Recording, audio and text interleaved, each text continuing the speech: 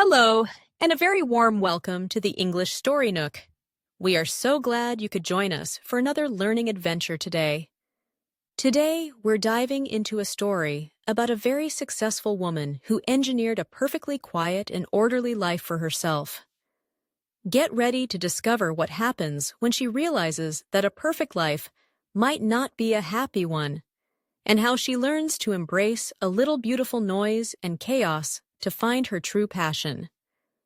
Before we dive in, if you enjoy our stories and want to support what we do, please give this video a like, subscribe to the channel, and consider buying us a coffee on Ko-fi. There's a link in the description below. Every like, subscription, and small contribution helps us keep creating great content for English learners like you. And now to the story. The Quiet Got Loud. The silence in Langsy Yergadi's apartment was a curated masterpiece. It was a high-tech, minimalist quiet, engineered by triple-glazed windows and sound-dampening panels that she had installed to block out the city's relentless hum. For years, this silence had been her sanctuary, the pristine canvas against which she painted her life with lines of code and data streams. As a senior data strategist for Sonorista Analytics, her world was one of patterns and predictions, a digital reality far more orderly than the messy, unpredictable world outside. The glow of her 3 monitors was a ubiquitous presence, a constant, silent companion in her meticulously controlled environment. Her career was, by any objective measure, a resounding success. She had climbed the corporate ladder with a quiet determination, her ability to decipher complex data sets bordering on precognitive. Yet a creeping sense of dissonance had begun to fray the edges of her contentment. It was a pernicious sensation, a slow-acting poison that started as a flicker of doubt during late-night projects and had now metastasized into a persistent, hollow ache in her chest. She had everything she was supposed to want, but the wanting itself had evaporated, leaving behind a sterile void. The inciting incident, when it came, was laughably trivial. A server migration failed, wiping out 72 hours of meticulous work on the company's flagship predictive model. It was a temporary setback, a common frustration in her line of work. But as she stared at the error message, a profound and terrifying emptiness washed over her. It wasn't the lost work that horrified her.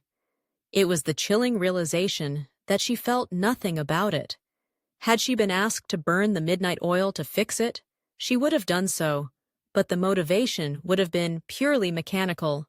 The passion was gone. This moment of clarity was her first plot point. A sudden, uncharacteristic decision to email her director and request an immediate, week-long leave of absence, citing personal reasons. It was the first unscheduled break she had taken in her decade-long tenure. The first 2 days of her freedom were a study in aimless anxiety. The curated silence of her apartment, once a comfort, now felt accusatory. With no data sets to analyze and no reports to write, she found herself completely at a loose end. The quotidian tasks of making coffee, reading the news, and tidying up felt like hollow rituals performed by a ghost. She tried to resurrect old hobbies, watercolor painting, reading classic literature, but they felt like affectations, pale imitations of a person she no longer was. Her connection to her own life felt unnervingly tenuous. She realized with a jolt that her identity was an amalgam of her professional achievements, and without them, she was a stranger to herself. On the 3rd day, desperate for a different kind of noise, she called Krishan Ansari. They had been university friends, but their paths had diverged dramatically. While she had pursued the structured world of corporate tech, he had embraced the chaotic life of a ceramic artist. He answered on the 3rd ring, his voice a warm, crackling sound against a backdrop of what sounded like a spinning wheel in distant music. He didn't question her sudden availability. He simply invited her to his studio. Creation's studio was the antithesis of her apartment. It was a dusty, vibrant mess, filled with the earthy smell of wet clay and glaze. Sunlight streamed through a large, paint-splattered window, illuminating shelves crowded with works in various stages of completion. He spoke passionately about his work, about the fickle nature of the kiln and the endless vicissitudes of shaping earth into art. "You have to accept the imperfections," he said, holding up a beautifully flawed vase. "Sometimes the cracks are what make it interesting." His life, she thought, was a messy, beautiful amalgam of passion and uncertainty. He spoke of financial struggles and creative blocks, the constant vicissitudes of an artist's life, yet his eyes shone with a purpose she hadn't felt in years. Walking home through the park, the city's noise finally breaking through her self-imposed silence, Langsy experienced a profound epiphany. Her life wasn't just quiet, it was sterile. She had meticulously engineered a prosaic existence, one devoid of cracks, of mess, of passion. She had chosen to eschew risk and unpredictability, and in doing so, had created a gilded cage. The success she had chased felt like a consolation prize for a game she hadn't realized she was losing. This realization was the midpoint of her journey, a painful but necessary confrontation with the truth. The insidious nature of her ambition had been to value productivity over presence, achievement over joy. That evening, her phone buzzed. It was her director, Michaela Taylor. Her voice was friendly but firm, a tone Langsy knew well. "Hope you're doing okay, Langsy," she began. "But we've hit a snag with the Althena project. We really need your eyes on it. Any chance you can cut your break short?" Langsy listened to the familiar corporate jargon, the manufactured urgency, and felt a strange sense of detachment. Just a week ago, she would have felt a surge of validation, a sense of being indispensable. She would have logged on without a second thought, ready to burn the midnight oil. Now the request felt like a chain pulling her back into the quiet void. She knew then that she could not go back to the way things were. The quotidian grind was no longer enough. "I'm afraid I can't," she said, her own voice surprising her with its steadiness. "I need to take the full week. In fact, I may need to extend it." It was the second major plot point, a definitive act of rebellion against her old self. She was choosing the terrifying uncertainty of her internal world over the comfortable numbness of her professional one. She had to eschew the familiar path. The remaining days of her leave were spent not in aimless wandering, but in active contemplation. She began to ruminate on what a different life might look like. It wasn't about abandoning her skills, but recontextualizing them. The silence of her apartment was now filled with the loud, chaotic noise of brainstorming and self-interrogation. The crisis was internal. Could she really walk away from a life of security and prestige for something so undefined?